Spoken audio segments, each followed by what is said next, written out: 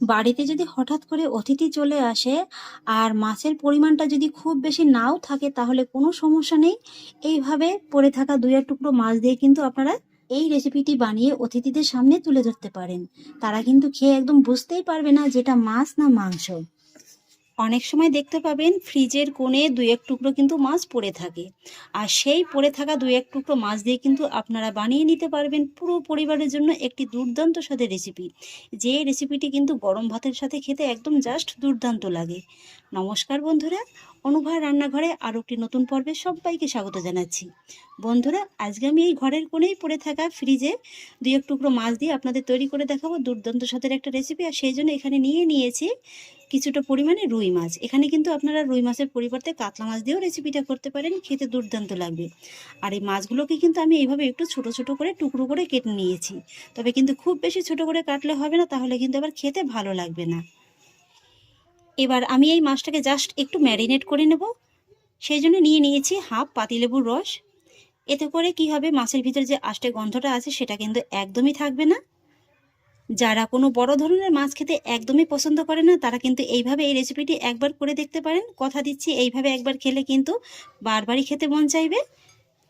সামান্য একটু লেবুর রস দিয়ে দেওয়ার পরে এবার আমি এর ভিতরে দিয়ে দেবো ছোট 1 চা চামচের মতো হলুদ গুঁড়ো। তারপরে দিয়ে দেবো হাফ চা চামচ লবণ। এবারে দিয়ে দেবো ছোট 1 চা চামচের মতো লাল লঙ্কার গুঁড়ো। তারপরে দিয়ে দেবো ছোট 1 চা চামচের মতো কাশ্মীরি লঙ্কার গুঁড়ো, এতে কিন্তু কালারটা খুবই সুন্দর আসবে। তারপরে দিয়ে দেবো ছোট 1 চা চামচের মতো আদা রসুন বাটা। আর এবার দিয়ে দেবো 1/4 টিস্পুনের মতো গরম মশলা গুঁড়ো। আর তারপরে দিয়ে দেবো 2 চা চামচের মতো সাদা তেল। আপনারা কিন্তু রেসিপিটা সরিষার তেলেও করতে পারেন। এবার আমি এই সমস্ত উপকরণগুলোকে মাছের সঙ্গে খুব ভালোভাবে একবার মাখিয়ে নেব। মাছের সঙ্গে মশলাটাকে আমি খুব ভালোভাবে মাখিয়ে নিয়েছি। আর এবার আমি মাছটাকে এইভাবে একটু রেস্টে রেখে দেবো 5 মিনিটের মতো। এতে করে মশলাটা মাছের ভিতর খুব ভালোভাবে একদম ঢুকে যাবে। ফিরে এলাম 5 মিনিট বাদে। এবার আমি মাছের ভিতরে অ্যাড করব একটা ডিমের কুসুম। কুসুমটাকে এইভাবে একটু আলতো হাতে তুলে নেব। এবারে আমি কুসুমটাকেও মাছের সঙ্গে খুব ভালোভাবে মাখিয়ে নেব। কুসুমটাকেও আমি মাছের সঙ্গে খুব ভালোভাবে মাখিয়ে নিয়েছি। আর এবার আমি এর ভিতরে অ্যাড করব 1/3 কাপের মতো কর্নফ্লাওয়ার। এতে করে কিন্তু মাছের ভিতরে সুন্দর একটা বাইন্ডিং আসবে। আর তাছাড়া এই মাছের রেসিপিটা খেতেও কিন্তু খুবই ভালো লাগবে। তবে কর্নফ্লাওয়ারটা কিন্তু একেবারে খুব বেশি দিতে যাবেন না, তাহলে কিন্তু আবার মাছটা খেতে খুব একটা ভালো লাগবে না। এই যে দেখুন, আমি কিন্তু কর্নফ্লাওয়ারটাকে মাছের গায়ে খুব ভালোভাবে লাগিয়ে নিয়েছি। আর খুব সুন্দর কিন্তু একটা হালকা কোডিংয়ের মতো পড়ে গেছে। এই যে দেখুন। এবার বন্ধুরা, মাছগুলোকে আমি ডিপ ফ্রাই করে নেব। আর সেই জন্য একটি কড়াইতে বেশ খানিকটা পরিমাণে সাদা তেল আমি কিন্তু একদম ধোয়া ওঠা গরম করে নিয়েছি। তেলটাকে কিন্তু অবশ্যই এইভাবে একদম খুব ভালোভাবে গরম করে নিতে হবে। এবার একটা একটা করে মাছ আমি গরম তেলের ভিতরে ছেড়ে দেবো। তবে এইভাবে কিন্তু একটু ফাঁকা রেখে রেখে দেবেন। আর একবারে কিন্তু খুব বেশি দিতে যাবেন না। আর বন্ধুরা, আমি এখানে আজকে দাগার মাছগুলো নিয়েছি। আপনারা চাইলে কিন্তু পেটির মাছ দিয়েও রেসিপিটা করতে পারেন। আর এই মাছগুলো ভাজার সময় কিন্তু গ্যাসের ফ্লেমটাকে একেবারে লো কিংবা একেবারে হাই করে দিয়ে ভাজবেন না, তাহলে কিন্তু মাছগুলো ঠিকঠাক ভাজা হবে না। গ্যাসের ফ্লেমটাকে মিডিয়ামে করে দিয়ে তারপরে ভেজে নেবেন। তারপর একটা পাশে যখন এইভাবে যখন হালকা একটু ভাজা হয়ে যাবে তখন কিন্তু মাছগুলোকে উল্টে দিতে হবে। মাছগুলো কিন্তু একদম কাঁচা থাকা অবস্থায় উল্টাতে যাবেন না, তাহলে কিন্তু আবার মাছগুলো ভেঙে যাবে। একটা পাশ এইভাবে হালকা একটু ভাজা হয়ে গেলেই কিন্তু উল্টে দিতে হবে। আর এইভাবেই উল্টে পাল্টে মাছগুলোকে সুন্দর করে একদম গোল্ডেন ব্রাউন করে ভেজে নিতে হবে। প্রায় 4 থেকে 5 মিনিটের মতো সময় নিয়ে দেখুন আমি মাছগুলোকে কিন্তু খুব সুন্দর একটা রং ধরিয়ে ভেজে নিয়েছি। এইভাবেই কিন্তু মাছগুলোকে একটু কড়া করে ভেজে নিতে হবে। আর একটু খেয়াল করে দেখুন, এই মাছগুলো কিন্তু এখন ফুলে বেশ অনেকটা মোটা হয়ে গেছে, বলতে গেলে প্রায় ডবল হয়ে গেছে। এবার আমি মাছগুলোকে গরম তেল থেকে তুলে নেব।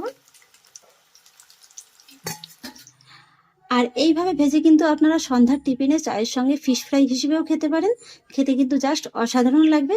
আর এই সময় ভাজার সময় আপনারা নিজেরাই বুঝতে পারবেন একটা অসাধারণ কিন্তু ঘ্রাণ বেরোয়। একই রকম ভাবে আমি বাকি মাছগুলোকেও ভেজে নেব। এই মাছগুলোকেও আমি খুব সুন্দর করে ভেজে নিয়েছি, এগুলোকেও একই রকম ভাবে তুলে নেব। আর আজকে কিন্তু আমাদের রান্না করতে এতটা তেল লাগবে না, তাই এখান থেকে কিন্তু আমি তেলটাকে কমিয়ে রাখবো। তারপরে এই একই কড়াইর ভিতরে দিয়ে দেবো এই 1 চা চামচের মতো তেল। আমি যে তেলে মাছটা ভেজেছিলাম সেই তেলটাই দিয়ে দিচ্ছি। আর তার মধ্যে দিয়ে দেবো আমি যে ডিমের সাদা অংশটা রেখেছিলাম সেই সাদা অংশটা। এবার দিয়ে দেবো সামান্য একটু লবণ। এবার আমি এই ডিমটাকে ভেজে একটু ক্রাম্বল করে নেব। ডিমটাকে দেখুন আমি কিন্তু খুব সুন্দর করে ভেজে নিয়েছি। এবার আমি ভেজে নেওয়া ডিমটাকেও তুলে নেব। আর এবার এই একই কড়াইয়ের মধ্যে আবারও দিয়ে দেবো 1 বড় চামচের মতো তেল। আর তার মধ্যে ফোড়নে দিয়ে দেবো ছোট 1 চা চামচের মতো গোটা জিরে, সেই সঙ্গে দিয়ে দেবো 2টো শুকনো লঙ্কা। এবার আমি ফোড়নগুলোকে একটু ভালোভাবে ভেজে নেব। ফোড়নগুলোকে আমি খুব সুন্দর করে ভেজে নিয়েছি।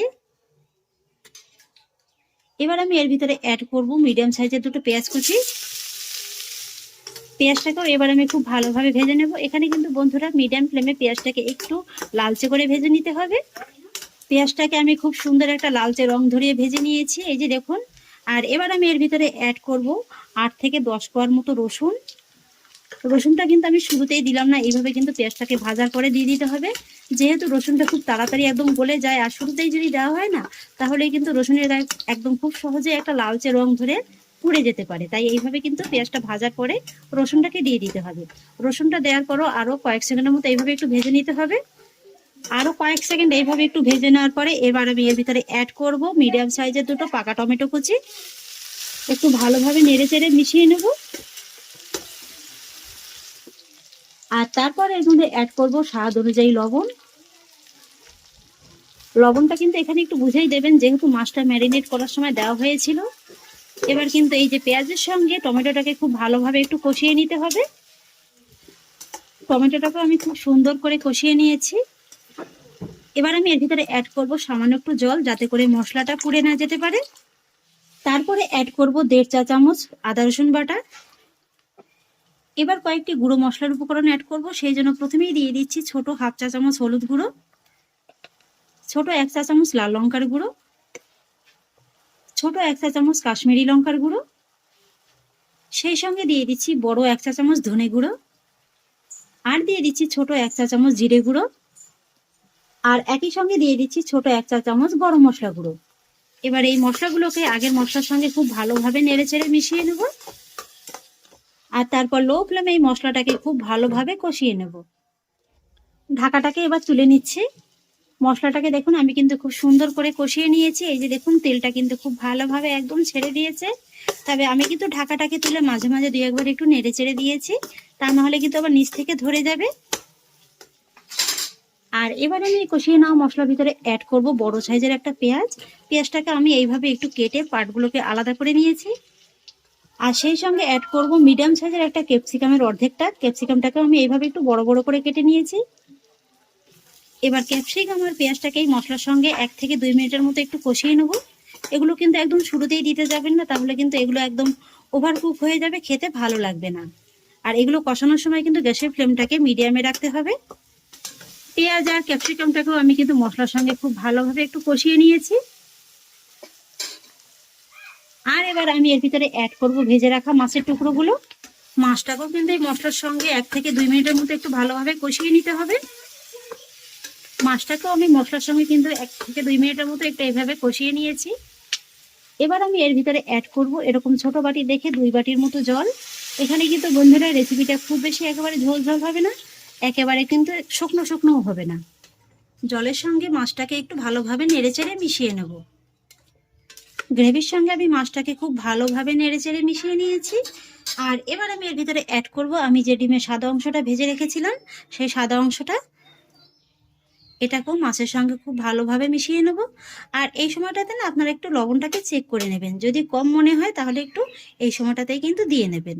ব্যাস সমস্ত উপকরণগুলো আমার খুব ভালোভাবে মিশিয়ে নেওয়া হয়ে গেছে। এবার গ্যাসের ফ্লেমটাকে মিডিয়াম হাইতে রেখে আমি এইভাবে ঢাকা চাপা দিয়ে মাছটাকে রান্না করে নেব প্রায় 4 থেকে 5 মিনিটের মতো সময় নিয়ে। 5 মিনিট বাদে এবার ঢাকাটাকে তুলে নিচ্ছি। হালকা হাতে একটু নেড়ে চেড়ে নেব। আর এবার গ্যাসের ফ্লেমটাকে একই রকম রেখে এইভাবে না ঢেকে আমি আরও রান্না করে নেব প্রায় 4 থেকে 5 মিনিটের মতো। ফিরে এলাম আবারও 5 মিনিট বাদে। এই যে দেখুন বন্ধুরা, গ্রেভিটা কিন্তু আগের তুলনায় অনেকটা ঘন হয়ে গেছে। আর এবার আমি এর ভিতরে অ্যাড করব এই যে ছোট হাফ চা চামচের মতো চিনি। এটা অবশ্যই দেবেন। এটা দেওয়ার কারণে কিন্তু যেহেতু টমেটোটা দেওয়া হয়েছে, স্বাদের ব্যালেন্সটা একদম ঠিকঠাক থাকবে। আর তারপরে অ্যাড করব 4টির মতো চেরা কাঁচা লঙ্কা। আর সেই সঙ্গে অ্যাড করব, হাতের কাছে যদি থাকে অবশ্যই দেবেন, সামান্য একটু ধনেপাতা কুচি। এবার আলতো হাতে মাছটাকে আবারও এই যে উপকরণগুলোর সাথে খুব ভালোভাবে মিশিয়ে নিতে হবে। এই সময় কিন্তু একটু সাবধানে মেশাবেন, এখন কিন্তু মাছগুলো খুবই নরম থাকে। ব্যাস, সমস্ত উপকরণগুলোকে আমি খুব ভালোভাবে মিশিয়ে নিয়েছি। আমার কিন্তু রান্নাটা এখন একদম কমপ্লিট। এবার আমি গ্যাসের ফ্লেমটাকে অফ করে দেব।